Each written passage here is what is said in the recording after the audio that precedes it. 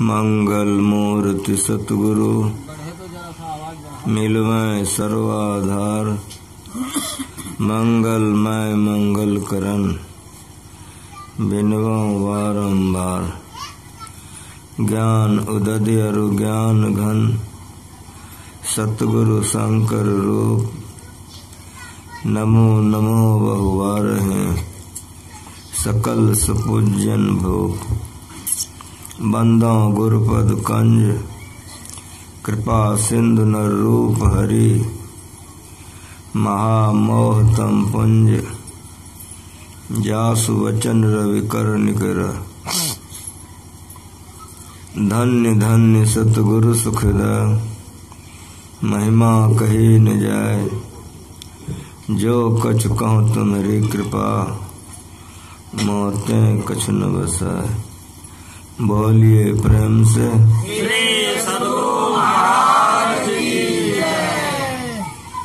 सत्संग में पधारे पवित्र आत्माओं। इस धरती पर जितने गुरु लोग आए सभी संतों ने सभी गुरुओं ने इस ज्ञान का प्रचार किया है। यह ज्ञान ऐसा है जो इस ज्ञान को अपना लेते हैं करते करते वे सदा के मोक्ष को प्राप्त कर लेते हैं। हम लोगों का शरीर को स्थूल शरीर कहते हैं। देवी देवता का जो शरीर है सूक्ष्म शरीर है। सूक्ष्म शरीर में मोक्ष में जाने का रास्ता नहीं है। लोगों के मन में हो गया कि देवी देवता से विशेष कैसे है। खुलासा सुनिए कि जितने देवियां देव हैं उनका शरीर सूक्ष्म है। सूक्ष्म शरीर में मोक्ष में जाने का दरवाजा नहीं है, लेकिन आपके शरीर में मोक्ष में जाने का दरवाजा है। इसलिए देवता से इस श्रेष्ठ शरीर है। साफ साफ क्लियर सुनिए। वो देवी देवता को अगर मोक्ष में जाना पड़ेगा तो फिर अवतार लेना पड़ेगा, इस शरीर में आना पड़ेगा। इस शरीर में आकर के तब वो ध्यान कर सकता है, तब उसको मोक्ष का दरवाजा मिलेगा। तो देवता शरीर से वो परमात्मा के पास नहीं जा सकता, लेकिन वो मनुष्य शरीर में आके जा सकता है। जैसे विष्णु भगवान थे, राम बन गए, तो वशिष्ठ जी से भजन भेद लेके ध्यान किए तो ध्यान करके आगे बढ़ गए। खुलासा थोड़े बातों में लोग समझ लेना चाहिए, लंबा चौड़ा कुछ नहीं। विष्णु भगवान थे, कृष्ण भगवान बन गए, जन्म लिए, इस शरीर में आए, उन्होंने गुरु किया, गुरु की सेवा की, ध्यान किया, तब वे मोक्ष के मार्ग में आगे बढ़ सके। इसलिए देवता मोक्ष में नहीं जा सकता है। गुरु के लिए तो नर रूप में हरि है। साफ साफ रोजे सुनते हैं, गुरु महाराज जी यही वंदना करते थे। बंदो गुरुपद कंज कृपा सिंधु नर के रूप में साक्षात हरि है। वो जो करना चाहते हैं कर लेते हैं। नानक देव जी महाराज शरीर में थे, प्रचार कर रहे थे। सभी तरह के भक्त होते हैं। एक भक्त थे, उनके मन में हुआ, अभी आप लोग कहाँ कहाँ से आए हैं कि नहीं आए। नानक देव जी के दर्शन के लिए बहुत से भक्त आए। एक भक्त जाने लगा तो उसके पुत्र ने कहा कि पिताजी जा रहे हैं गुरु महाराज जी का दर्शन करने, तो गुरु महाराज जी को अपने यहाँ बुलाइए न, कि अपने यहाँ सत्संग हो जाए। पिता को बड़ा अच्छा लगा, का बेटा बहुत अच्छा कहे। गए, गुरु महाराज से प्रार्थना किए। उन्होंने कहा अच्छा रुको जरा से, विचार विमर्श हुआ। तो 1 महीने के बाद प्रोग्राम बन गया। आया जब वो, पुत्र ने पूछा कि पिताजी गुरु महाराज नहीं आएंगे। कहाँ बेटा आएंगे, लेकिन 1 महीना के बाद आएंगे। का बड़ा बढ़िया हुआ कि 1 महीना का मौका मिल गया। दोनों बाप बेटा खूब कमाएंगे, कमा के खूब टका जमा करेंगे और गुरु महाराज जी का खूब सेवा करेंगे। दोनों बाप बेटा खूब कमाने लगा, कमा कमा के बहुत रुपया जमा करने लगा। 1 सप्ताह बचा, सब टका जमा करके रात में बाप बेटा मिलानी किया। तो दोनों बाप बेटा बड़ा खुश हो गया। कब इतना रुपया हो गया कि गुरु महाराज का सेवा हो जाएगा, जितने लोग आएंगे भंडारो हो जाएगा, सब काम हो जाएगा। लेकिन कभी कभी जीवन में बड़ा गड़बड़ होता है। काह सुनाए पुनि काह सुनावा, काह देखाए पुनि काह देखावा। भगवान के पिताजी सोचा था कि कल राज देंगे, राजा बनेंगे, और राम भगवान को जंगल जाना पड़ा। कभी कभी जीवन में हो जाता है। रात में दोनों बाप बेटा विचार करबे किया, सवेरा हुआ बेटा बीमार पड़ गया। अब बाप इलाज कराने लग गया। कराते कराते कराते कराते ठीक तो हुआ, लेकिन सब रुपया खर्चा हो गया। पुत्र के बीमारी में सारा खर्चा हो गया। बाप का मन गिर गया कि चौपट हो गया। कहा कि अब क्या होगा। कहा पिताजी क्यों इतना चिंता करते हैं, गुरु महाराज पूर्ण है, गांव में चले जाइए, कर्जा ले लीजिए। जब गुरु महाराज जी चले जाएंगे तो दोनों बाप बेटा कमा करके कर्जा तोड़ देंगे।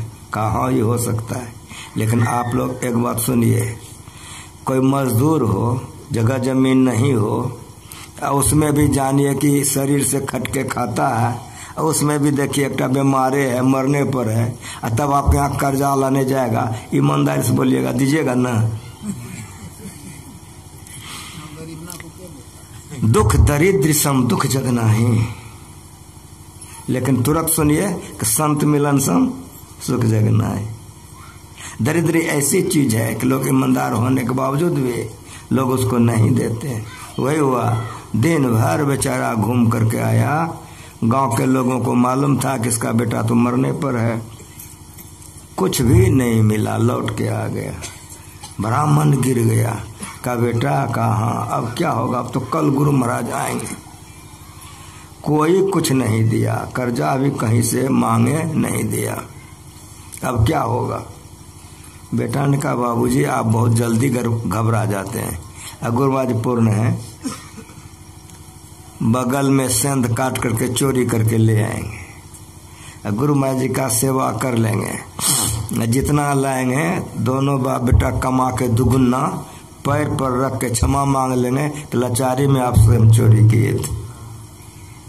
बाप ने कहा कि बेटा ये तो बात बढ़िया नहीं है। कहा कि गुरु के लिए सब बढ़िया है, जब शरीर गुरु का है, सब कुछ गुरुए का है, तो गुरु के लिए सब कुछ बढ़िया है, कोनो खराब नहीं है।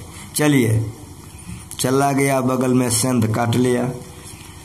वहाँ पर जो नानक देव जी महाराज के रसोइया ने चिट्ठा दिया था, उसके मुताबिक सारा सामान लेकर के घर आ गए। दोनों बाप बेटा मिला नहीं किया, 2 गो सामान घट गया। कहा कि 2 सामान तो नहीं है। कहा सेंध कटा हुआ है, ये जाके ले आते। कहा छोड़ दो। कहा नहीं, छोड़ देंगे तो गुरु महाराज को तकलीफ हो जाएगी, और फिर आपको कोई देगा नहीं। सेंध कट ले है, चलिए ले आते हैं। चला गया, घुस गया, ले करके निकल रहा था, क्या संजोग हो गया कि घर वाला का नींद टूट गया। देखा कि चोर भागे जा रहा है, दौड़ा, ये इतना शरीर सेंध से निकाल लिया था, सामान पिता को दे दिया था। तब तक में घरवैया आया, अब दोनों पैर पकड़ लिया, लगा खींचने, अंदर करने लगा। उसने कहा कि पिताजी घर वाला जग गया है, मेरा दोनों पैर पकड़ के भीतर खींच रहा है, हमको बल नहीं मिल रहा है, आप मेरा दोनों हाथ पकड़ के आगे बाहर निकाल लीजिए। निकालने लगा तो घरवैया चाहता था अंदर कर ले, और उसके पिता चाहता था बाहर कर ले। ये घिंचा तेरी में भोर हो गया। लड़के ने कहा पिताजी समय भोर का हो गया, लोग जग जाएंगे, और जब आपको हमको लोग देखेंगे तो कहेंगे गुरु का जो शिष्य होता है चोर होता है, तो गुरु महाराज जी की बड़ी बदनामी हो जाएगी। तो बाप ने कहा क्या करें। कहा मेरा मस्तक काट के आप चले जाइए। कहा एक तुम बेटे हो, मस्तक काट लें, ये कैसे संभव है। कहा गुरु से बढ़कर कोई नहीं होता। जब सब चीज गुरु का है, गुरु के नाम पर आप देरी मत कीजिए, नहीं तो गुरु महाराज की बदनामी हो जाएगी। सर काट के चले जाइए, सर से ही पहचान होती है, धड़ से पहचान नहीं होती है। बेचारा और वो आ गया, क्या करेगा, कटार से मस्तक काट के चल दिया। घर तो गया, सामान को भी रख दिया, मस्तक को झाँप के रख दिया। बेचैनी हो गई, कभी दरवाजे पर आवे और कभी भीतर जाए। बाप बहुत बेचैन हो गया। उधर तो आंगन बाहर कर रहा है बेटा के लिए, इधर जो खींचा तो देखा मस्तक है ये नहीं। तो सबका बेटा आ गया, कहा कि क्या, तो मस्तक नहीं, अब पुलिस आएगी, हम लोग पकड़े जाएंगे, सबों को सजा हो जाएगी। तो कहा कि मैं इसको फेंक देता हूँ और तुम लोग इसको बंद कर दो। तो बुढ़ा ने क्या काम किया, उसके लाश को उठा के फेंकने के लिए चल दिया। ये लोग यहाँ बंद उंद करने लग गए। वो लेके जो जा रहा था तो जवान आदमी का लाश, बूढ़ा आदमी, संजोग ऐसा हो गया उसके बाप के द्वारे पर आते आते वो थरथरा गया, वहीं पटक के भाग गया। वो जो पटक के भाग गया तो वो तो अंगना द्वार करिए रहा था, देख लिया तो पहचान लिया, मेरा बेटा का ही घर है। उठा के भीतर लेके चला गया, अंदर में ले जा करके सुता दिया, मस्तक उतार करके खूब सुंदर से सटा दिया, चादर ओढ़ा के कम्बल ओढ़ा दिया। इधर सवेरा हो गया, लोग आने लग गए, सारी व्यवस्था हो गई, सत्संग प्रारंभ हो गया। नानक देव जी आ गए, खूब धमगिज्जर सत्संग हुआ, बहुत अच्छा। सत्संग होने के बाद सारे लोग चले गए। गुरु नानक देव जी महाराज का भोजन बन गया। रसोईया आके कहा, गुरुदेव भोजन बन गया, भोजन कर लिया जाए। कहा कि बुलाओ सम्मन को, उसका नाम था सम्मन। कहा बुलाओ सम्मन को, आ गया। कहा सम्मन, कहा जी गुरुदेव। कह मैं आस पास इर्द गिर्द कहीं आता हूं तो मूसन आके मेरा सेवा करता है, और तुम्हारे घर में आया हूं, वो प्रणाम करने के लिए नहीं आया है, कहाँ है वो? कहा गुरुदेव वो तो बीमार पड़ गया है। कहा बीमार पड़ गया है? कहा हाँ। कहा बीमार पड़ गया तो क्या हो गया, बुला उसको, वो आ जाएगा, प्रणाम करेगा। कहा हजूर हमारे बुलाने से नहीं आएगा। कहा तुम्हारे बुलाने से नहीं आएगा? कहा नहीं, तो मैं बुला लूं? कहा हजूर को बुलाने से तो ब्रह्मा दौड़ ले आएगा, हजूर तो बुला ये सकते हैं, आप बुला सकते हैं, बुला लीजिए। जैसे कहा आप बुला सकते हैं, बुला लीजिए। तैसे गुरु नानक देव जी ने पुकारा कि मूसन तुम कहाँ है, अभी तक प्रणाम नहीं किया है। दौड़ ले आकर के नानक देव जी को प्रणाम कर लिया। इतिहास है मेरा भारत का, भारत का इतिहास है। गुरुओं के पास में शक्तियां होती है, नर के रूप में होते हैं, साक्षात वे ईश्वर होते हैं। गुरु महाराज जी हम लोगों को सिखा के गए हैं कि जीवन बिताओ स्वावलंबी, भरम भारे फौरी कर, संतों की आज्ञा है ये मैं ही, माथ धर चल छोरी कर। स्वावलंबी जीवन बिताना चाहिए, अपनी कमाई से खाना चाहिए। पवित्र भोजन करिएगा तो खून पवित्र होगा, जब खून पवित्र होगा तो मन पवित्र होगा, जब मन पवित्र होगा तो भजन बनेगा, और नहीं तो भजन नहीं बनेगा। गुरु महाराज जी का सोनामुखी में 20 बीघा जमीन था, बभन गामा में 11 बीघा जमीन था, उसी तरह से सैदाबाद में 11 बीघा जमीन। गुरु महाराज जी समय समय पर जाते थे, खेत लगवा देते थे, लगवाने के समय गुरु महाराज जी जाते थे, और कटाने के समय में कटा के आ जाते थे। सैदाबाद में लच्छन बाबा थे, चावल तैयार करके कुपा घाट पहुंचा देते थे, गुरु महाराज जी खाते थे, ज्ञान का प्रचार करते थे। एक बार गुरु महाराज जी गए सैदाबाद, धान का पूरा रोपनी करवा दिए। जब पूरी रोपनी हो गई तब वहां एक सत्संगी थे, उसका नाम था रेशम लाल। का रेशम, का जी गुरुदेव, का सब खेत हो गया रोपनी, अब तुम देख रेख करते रहना, मैं जाता हूँ। का जी गुरुदेव। गुरु महाराज प्रचार में चले गए, उस देख रेख करने लग गए। धान बढ़ते बढ़ते बड़ा हो गया, फूटने पर हो गया, बहुत अच्छा धान था। रेशमलाल बीमार पड़ गए, उसकी पत्नी उसके बच्चे इलाज करने लग गए। इलाज करते गए, बीमारी बढ़ती गई, कम नहीं हुआ। होते होते एक दिन उनकी इतनी बेचैनी हो गई कि रेशमलाल का शरीर छूट गया, हाहाकार मच गया। सारे समाज के लोग आए, सत्संगी लोग आए, कहा कि तो बड़ा अनर्थ हो गया, अब गुरु महाराज जी का खेत कौन देखेगा। रेशमलाल का उम्र तो मरने का नहीं था, तो बहुत बूढ़ा भी नहीं हुआ था। सब में एकदम मातम छा गया। लेकिन समाज के लोग जमा हो गए, तो अब काम करना है न। बांस मंगवाए, फगरोल बन गया, लोगों को बाजार भेजा, बाजार से सामान आ गया, कफन वगैरह सब आ गया, सारी तैयारियां हो गई।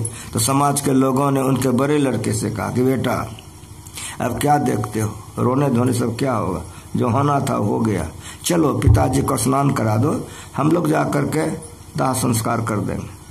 तो समाज के लोग मिलकर के उसके बेटे जेठे को लेकर के गए। जिस रूम में रेशमलाल का लाश पड़ा था, ये लोग प्रवेश किए।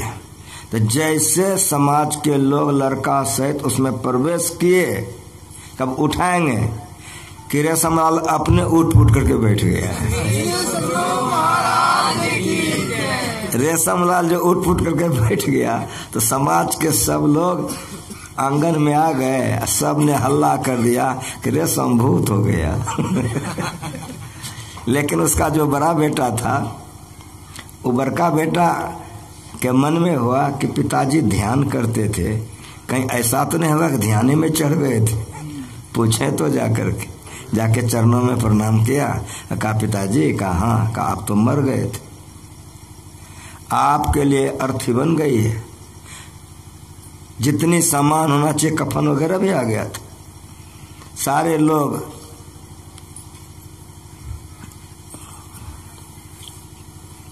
आपको उठा करके स्नान करा करके दफन करने के लिए जाने वाले थे।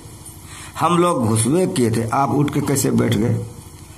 तो क्या कहा रेशम ने, सुनिए।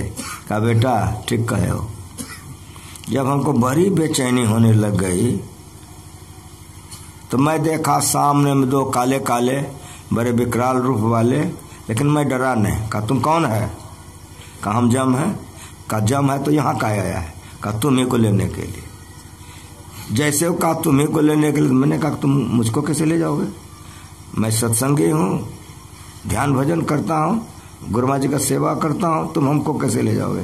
बेटा गुरु महाराज का नाम लिए ना, गुरु महाराज पर बैठोगे।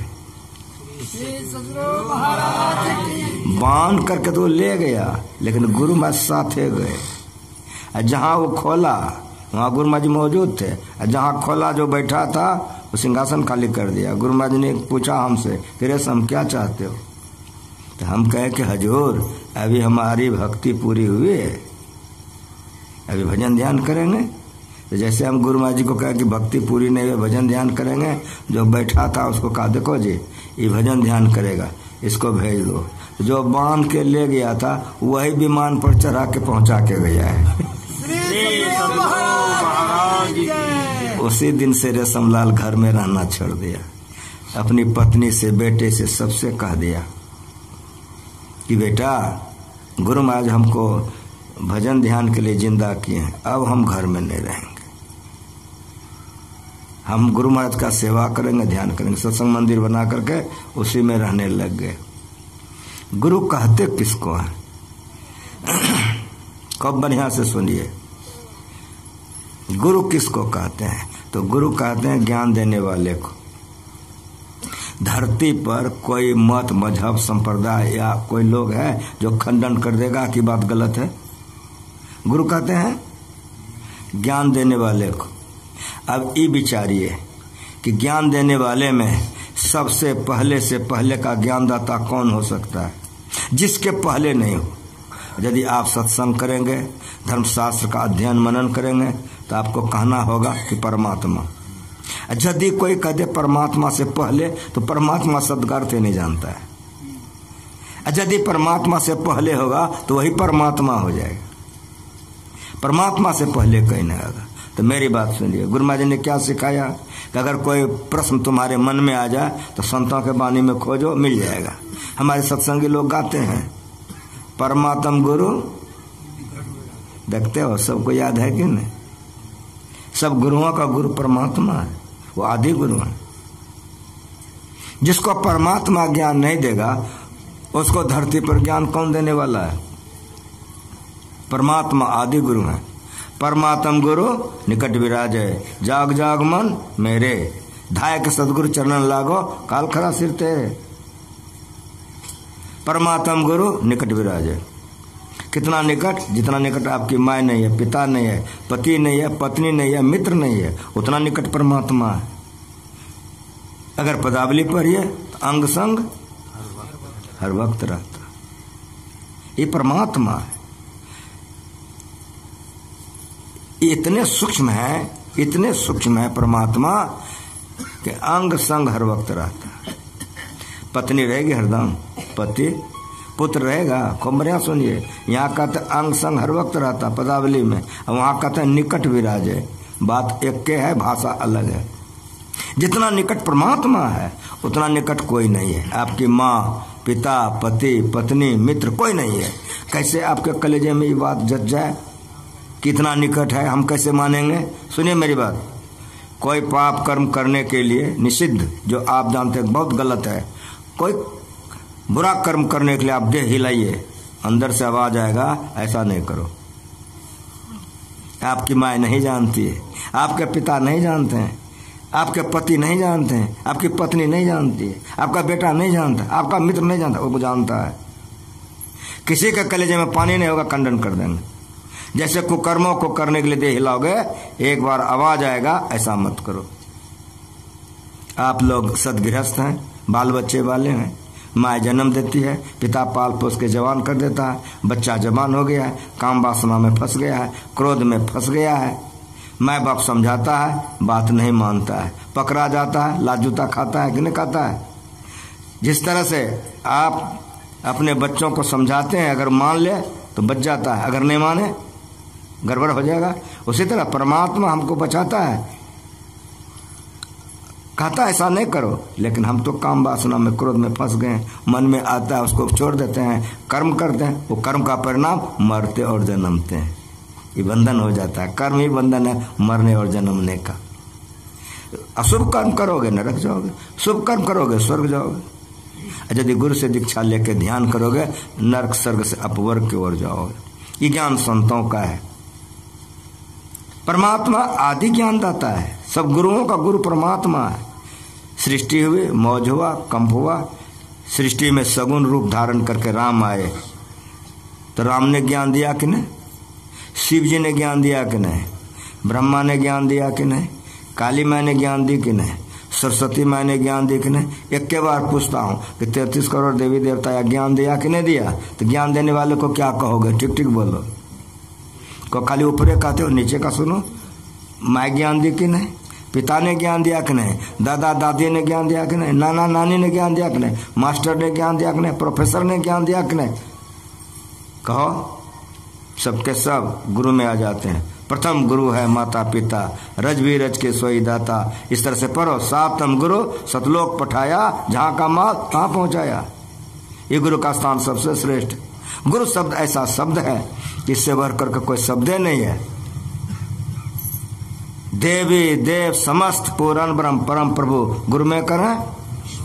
गुरु शब्द ऐसा है, देवी देव समस्त, समस्त शब्द है। कितना?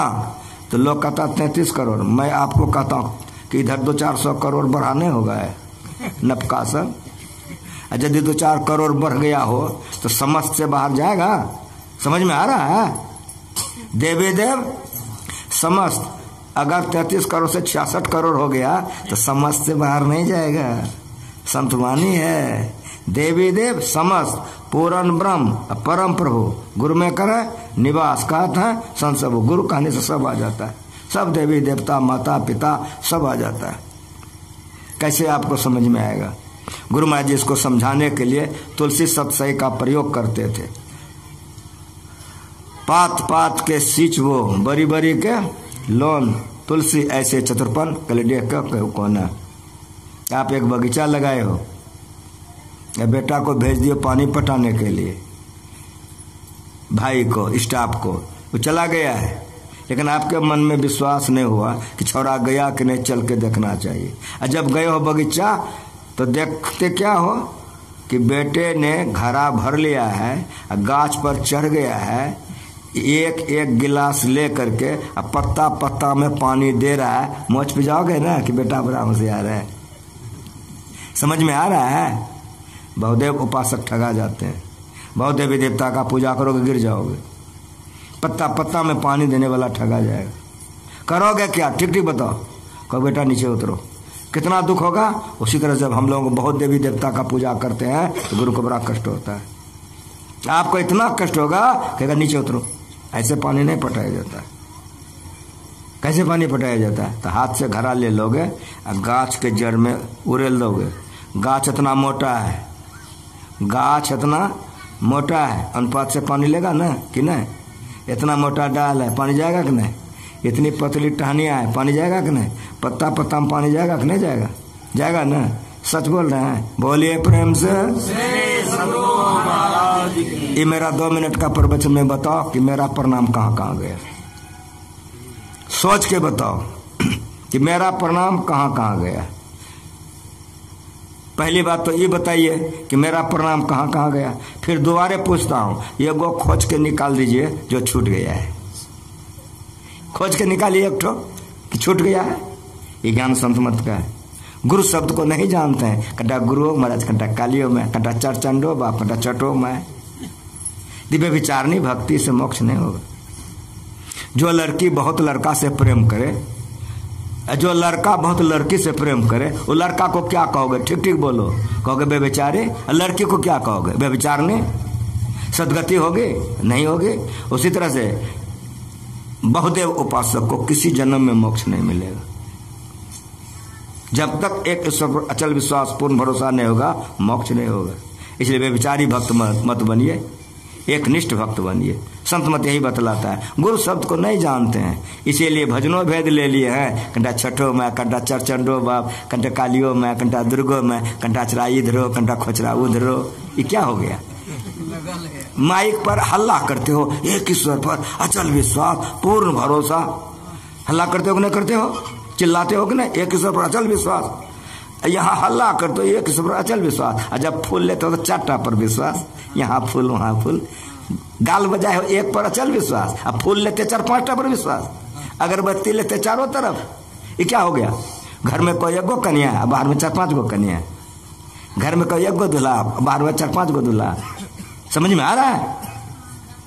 संतों का ज्ञान ऊंचा ज्ञान है। जब तक एक पर अचल विश्वास पूर्ण भरोसा नहीं होगा, मोक्ष नहीं होगा। इसीलिए गुरु शब्द को जानो। गुरु कहने से परमात्मा, 33 करोड़ देवी देवता, माता पिता, जितने गुरुजन हैं सबके सब आ जाते हैं, सब आ जाते हैं। पात पात के सींचबो, बरी बरी के लोन, तुलसी ऐसे चतुरपन, कलिडह के कहो कौन है। माँ बहन बरी पारती हैं कि नहीं पारती? पहले तो खटिया मचिया पर पारती थी, अब तो प्लास्टिक हो गया ना। अंगना से द्वार तक बरी पार दी। जब बरी पड़ा हुआ हो गया तब नमक का डलिया उठाई है, एक बरी में नमक मिला रही है।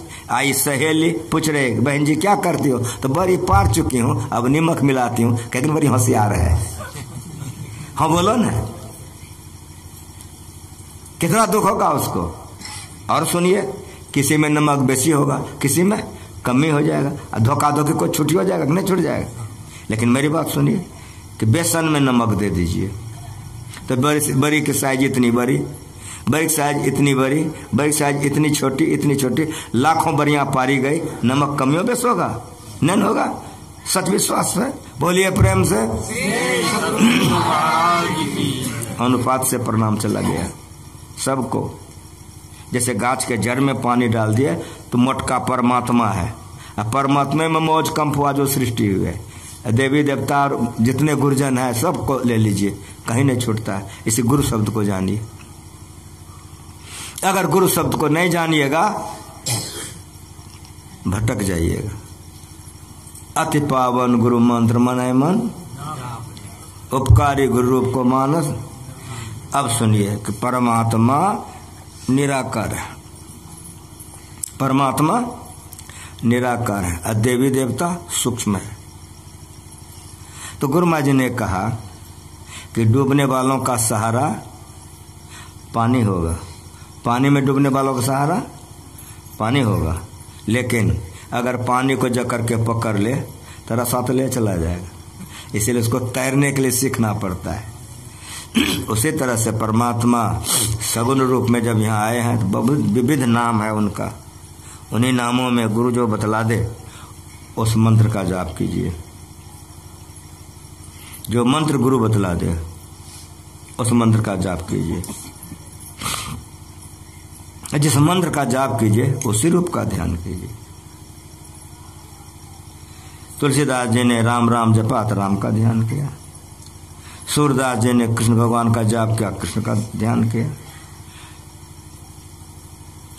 रामकृष्ण परमहंस जी महाराज ने काली माँ का जाप किया, काली माँ का ध्यान किया, कबीर साहब ने गुरु का जाप किया, गुरु का ध्यान किया। जिसका जाप कीजिए उसी का ध्यान कीजिए। लेकिन मेरी बात सुनिए कि मानस योग के बाद ज्योति योग कीजिए। इसीलिए गुरु महाराज जी हम लोगों को सिखा गए हैं, पंथाई भावों को हटाकर विचार आ जाए, ऐसे सिद्ध होगा सब संतों का। राम के बाद बिंदु पर, श्याम के बाद बिंदु पर, काली के बाद बिंदु पर, गुरु के बाद बिंदु पर, बिंदु पर आते एक हो जाएगा। इसीलिए अभी गाए हो, क्या गाए हो? बिंदु ध्यान विधि, नाद ध्यान विधि, सरल सरल जग में परचारी, सब संतन के बड़ी बलिहारी। ज्ञान ध्यान निधि, गुरु ज्ञान का बात सुनाते हैं कि मछली तर तर के मत खाओ, शराब मत पियो, झूठ मत बोलो, व्यभिचार नहीं करो, ये ज्ञान का बात सुनाते हैं। ध्यान करने के लिए बतलाते हैं। निधि मना होता खजाना, निधि मना होता है खजाना, उस संतों के पास में। वो खजाना क्या है? तो बिंदु ध्यान विधि, नाद ध्यान विधि। बिंदु और नाद खजाना है। बिंदु दर्शनम दुर्दर्शनम मा पुण्यात, जो बिंदु को अपना लेगा तीनों लोग उसको झकाझक सूझने लगेगा। ये बिंदु ध्यान है। नाद श्रवणम दुर्श्रवणम कारणम, वो सब सुनता है, सब जीव का आवाज को सुनता है। एक लड़की की शादी हो रही है, आप जाके देख रहे हो तो मरवा सजाया है, तो बड़ा मजा लगता है मरवा देखने में कि नहीं? यदि उसी समय अंग्रेजी बाजा बजने लग जाए तो देखना गौण हो जाएगा और सुनना प्रधान हो जाएगा। उसी तरह से जो बिंदु ध्यान करते हैं वो तीनों लोग देखता है, लेकिन उसी में अगर नाद सुनने लग जाता है तो अनुभूति नाद की होती है, तो रूप जगत से वह साधक अरूप में चला जाता है। पंच केंद्रन पय पांचों बजती, समझ रहे हैं? पांचों केंद्र से आवाज हो रही, प्रति एक पय चढ़ी जाय के निज नाह खोजना, पंचम बजे दुर्घर से जहां आप विराजें, गुरु की कृपा से मैं तहां पहुंची खोजना। गुरु का ज्ञान श्रेष्ठ है, कतना हो कहा जाए खत्म नहीं होगा। बेसी अगर कहेंगे तो रात हो जाएगा, रात होकर के भोजन करेंगे तो भोर में नींद नहीं टूटेगा, और यदि नींद नहीं टूटेगा सोए रहोगे तो पाप लगेगा।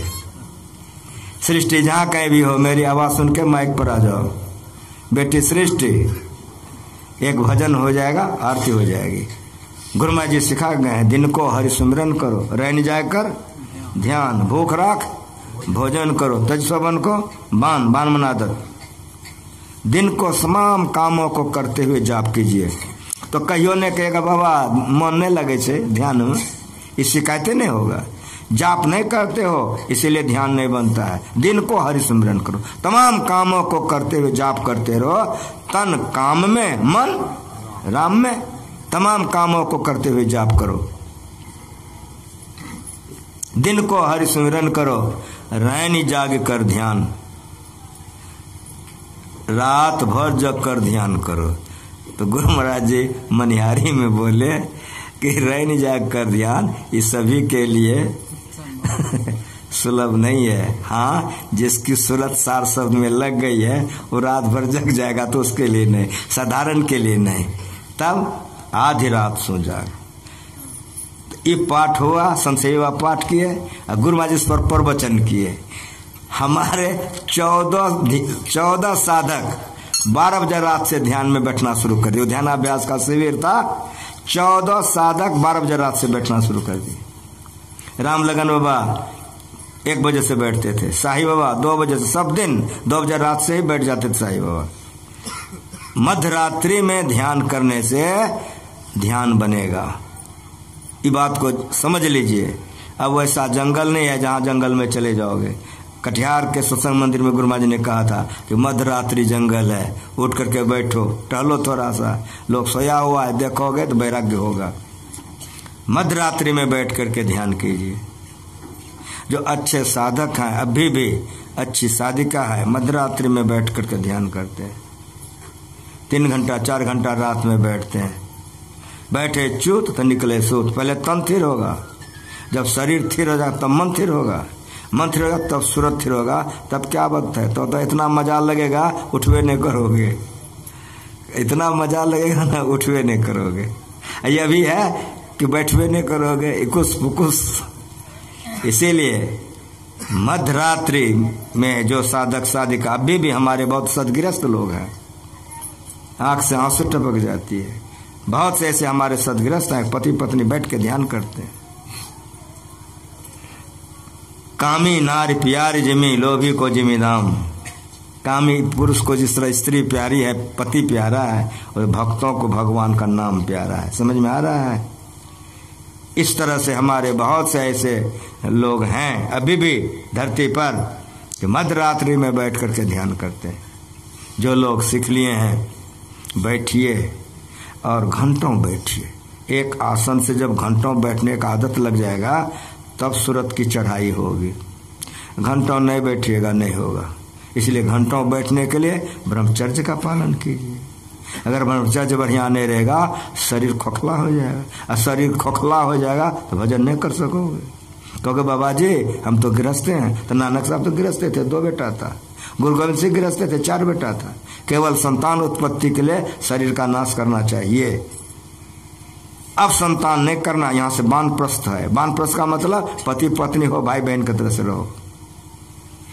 तो तुम्हारा भी लाल लाल गाल मुंह रहेगा, काम करोगे निरोग रहोगे, और पत्नी का भी मुंह कान लाल लाल रहेगा, निरोग रहोगे, भजन में मन लगेगा, और संसार के काम में बल मिलेगा।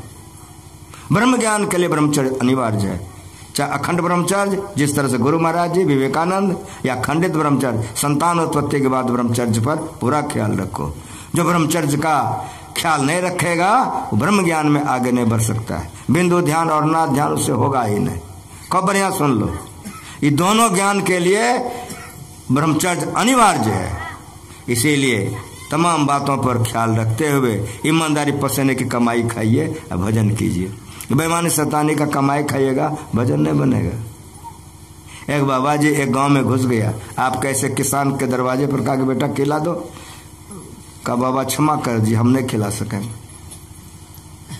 हमारे पड़ोसिया के फलना बाबू के यहाँ चले जाए, उसके यहाँ गया कि बेटा कुछ भोजन करा दो।